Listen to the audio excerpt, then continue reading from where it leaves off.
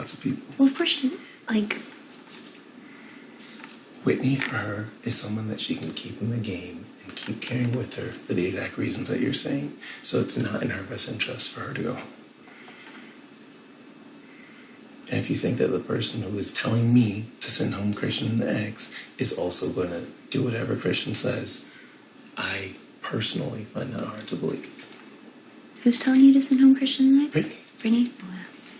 So that's why it's just like, for me, somebody who, like I said, is not telling me what they're telling other people, I have a harder time believing them.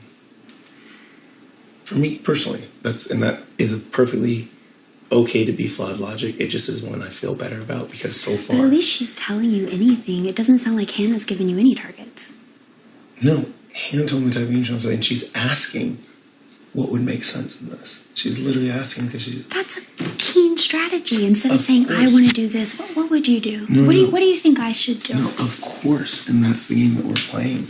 Is every single person is going to do their own thing and everything. So here's the other side of the game, is that just because everything that we do has an intention, to assume that everything that everybody else does has an intention is just as potentially flawed as the inverse.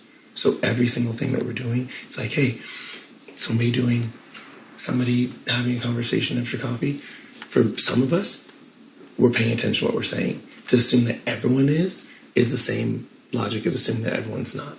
So like to assume both ways, to assume an absolute either way is always going to be flawed. So rather than assume absolute either way, it's just assume an error or a range of probability for that. So you genuinely think that she would do whatever you told her to?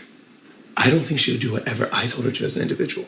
I think that she would take the people who are saying like, hey, we would support this decision. And I think for her, those people are me, Derek X, Xavier, and then probably at this stage, like an Alyssa or something too, maybe. I think it's Christian. They're getting really tight. They were huddled over there for over an hour whispering to each other. Totally. And when I walked into the room, Yes. I heard Christian say, and there's Kyland, and then they shut up when I walked in. So like they're talking game over there. Totally. So then let's switch out Alyssa to Christian, and let's put Christian above me and Xavier. It's still the same thing.